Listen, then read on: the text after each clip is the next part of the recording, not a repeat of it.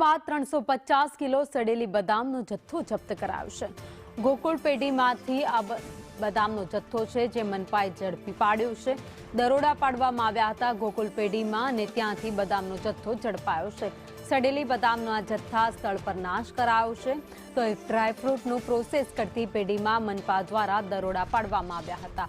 ઉત્પાદક લાયસન્સ વગર વેચાણ કરતા હતા।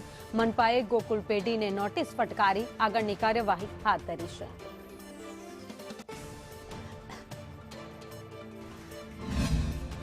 ડ્રાયફ્રૂટની ખરીદી કરતા પહેલા ચેતી જવા જેવો કિસ્સો છે તે સામે આવ્યો છે। હું તમને સીધા જ દ્રશ્યો બતાવી રહ્યો છું કે રવિરત્ન પાર્ક કે જ્યાં ગોકુલ એન્ટરપ્રાઇઝ નામની આ પેઢી આવેલી છે ત્યાં ગઈકાલે કોર્પોરેશન દ્વારા દરોડા છે તે પાડવામાં આવ્યા હતા। આરોગ્યની ટીમ જ્યારે અહીં દરોડા માટે પહોંચી ત્યારે સડી ગયેલી 350 કિલો બદામ છે તેનો જથ્થો છે તે જપ્ત કરવામાં આવ્યો છે।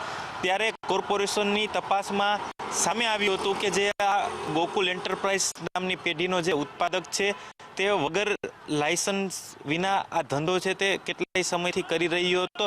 ઉપરાંતમાં સૌથી મોટો સવાલ એ છે કે આખો રહેણાંક વિસ્તાર છે, રહેણાંક વિસ્તારમાં કોમર્શિયલ એકમ છે તે ખડકી દેવામાં આવ્યું છે। ત્યારે આરોગ્ય વિભાગે માત્ર લાયસન્સ વિના ધંધો કરી રહ્યા હોવાની જ નોટિસ આપી સંતોષ માન્યો હતો, પરંતુ સૌથી મોટો એ સવાલ છે કે આ જે કોમર્શિયલ કોમ્પ્લેક્સ છે, કોમર્શિયલ એકમ છે તે રહેણાંક વિસ્તારમાં ખડકી દેવામાં આવ્યું છે તે પણ સૌથી મોટો અપરાધ ગણાય છે। વેપારીઓ છે જે ભેળસેડિયા છે કે જે પોતે વાસી વસ્તુ છે તે લોકોને આપી રહ્યા છે અને લોકોના આરોગ્ય સાથે ચેડા કરી રહ્યા છે। ત્યારે આરોગ્ય વિભાગની જે ટીમ છે તેના દ્વારા તપાસ કરવામાં આવી હતી અને 350 કિલો જે વાસી બદામ હતી, જે અખાદ્ય બદામ હતી, તેનો સ્થળ પર જ નાશ કરવામાં આવ્યો હતો। કેમેરામેન વિપુલ બોરીચા સાથે દિવ્યેશ જોશી,